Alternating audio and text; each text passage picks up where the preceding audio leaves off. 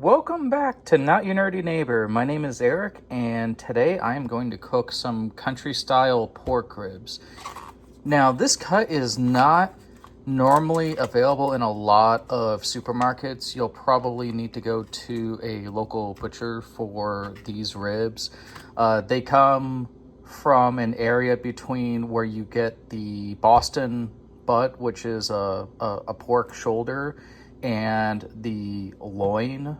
So the front to in between the front and midsection, you end up getting these massive ribs that actually have a lot of meat on them. There's a small thin bone that usually goes along the center of them. So, but if you cook them right, they become nice and tender. The bone comes right out. Very flavorful. Do not cut off this fat. This can quite often melt into the meat, especially if you have nice marbling like these have. What I do is I just take some canola oil, rub them down in that. I'll sprinkle some of my sweet barbecue rub all over, and then I'll put them on the grill at 250 Fahrenheit. And I'll let those go for about 2 to maybe 3 hours at most. I'll pull them off, and that's a weeknight dinner at my house. If I want to have something that doesn't take quite as long during the week, especially if I'm busy at work and I don't want to throw St. Louis style or baby back ribs on at like lunchtime, expecting them to be done by dinner. These are a lot quicker to cook. I actually like these better than traditional ribs. Because there's a lot more meat and I think they're more flavorful. But let's get at it. All right, so now I'm gonna start the process of giving them just a light coating of oil to keep them from sticking to my grill and to help the seasoning stick on initially. And I'm just using regular olive oil. Extra virgin olive oil is not ideal for high temperatures. That's better for like dipping bread with some kind of mix, like fancier breads, I guess. As where traditional olive oil will actually have a slightly higher smoke point than extra virgin. So that is what I recommend. You can also use canola. Canola will work just fine. You might not need to use quite as much of that one compared to this. So, and I have a big container of this seasoning. You can use whatever your preferred seasoning is. Something like Lowry's lemon pepper seasoning or garlic pepper seasoning would be delicious on this. Or if you have a seasoning of your own that you like. I don't recommend using any like fresh herbs because they'll probably just wilt and burn up, and I don't know how much of a flavor they'll really have on the ribs themselves.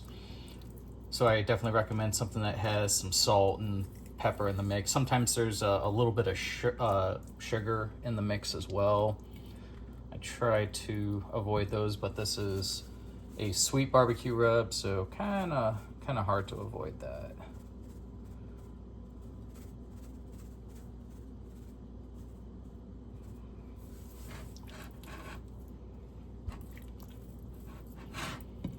All right, and those are plenty seasoned and rubbed down. They really don't take much. I mean, just you of course want to season your meat, but on their own, they're delicious. So like you can kind of see that white part, that's a bone that would come off. You just want to be conscious of that when you're eating it. It's a little sharp on the edges right now, so if you're serving these to children, might not be a bad idea to chop them up, or someone who's maybe has some motor skill impairment of some kind. I would definitely assist them with cutting out the bone.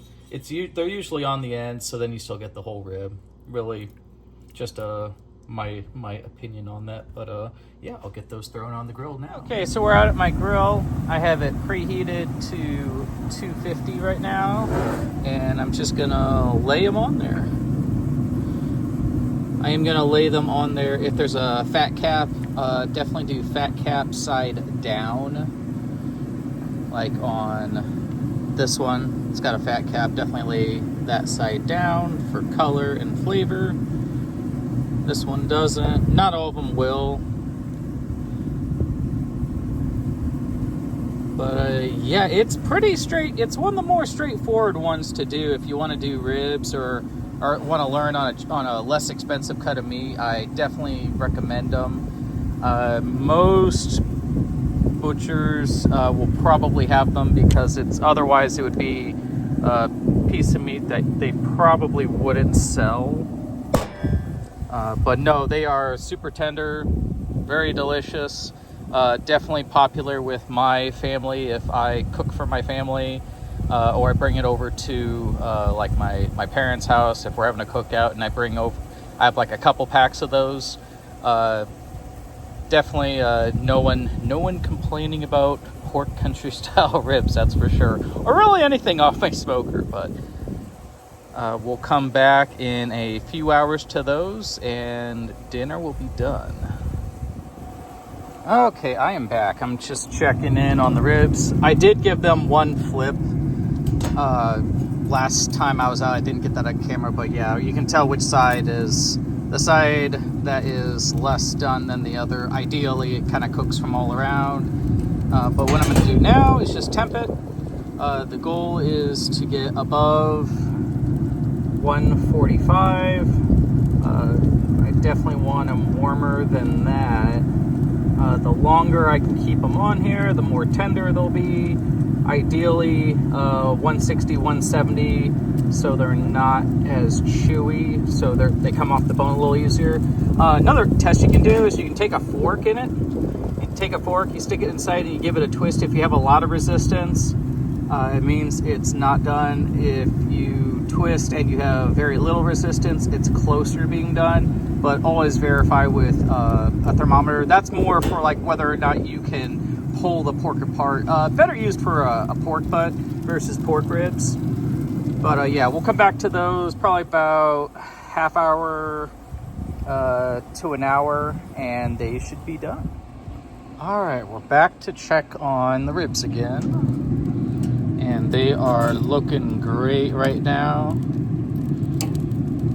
Yeah, they almost have the same color as like a really good pork loin roast. And that's kind of what they remind me of a little bit, except for, of course, a little fattier. Pork loin roast has next to no fat on it.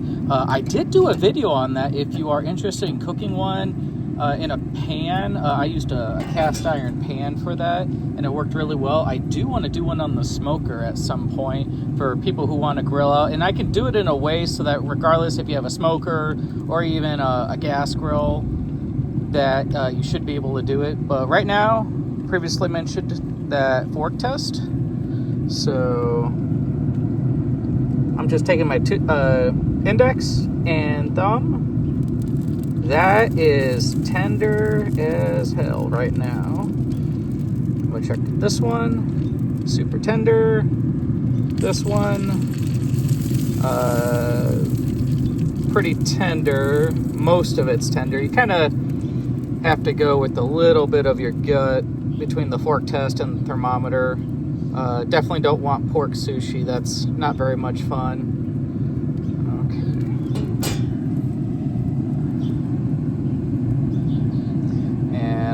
To temp the largest piece, because that would be most likely the one that would be underdone.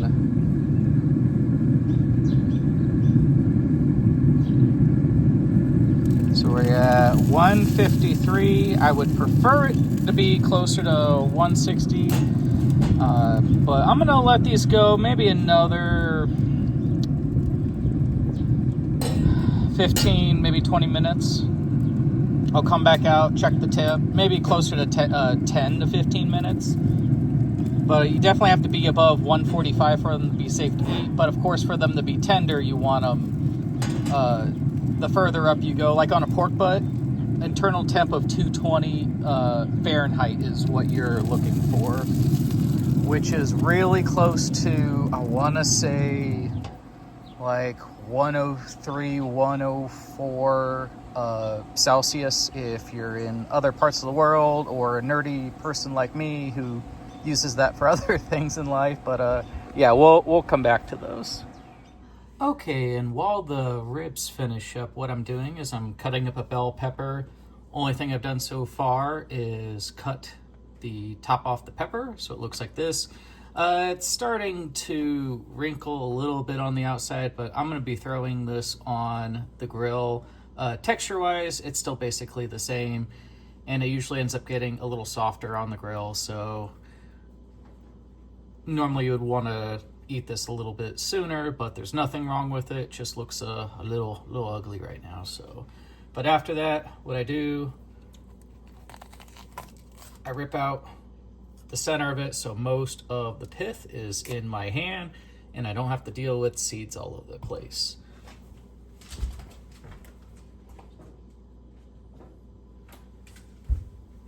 And of course, little Chef Fiona is right next to me wanting some, so of course she'll get some of this. It's actually really good for dogs in small amounts.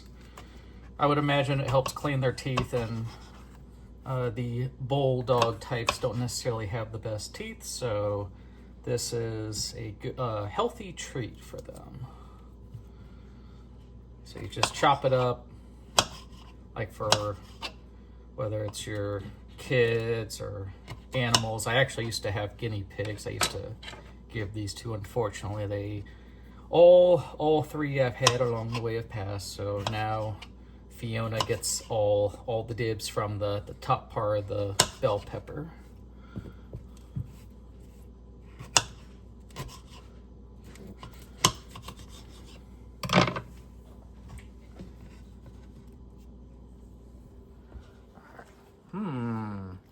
Yeah, you've been a good dog today. There you go.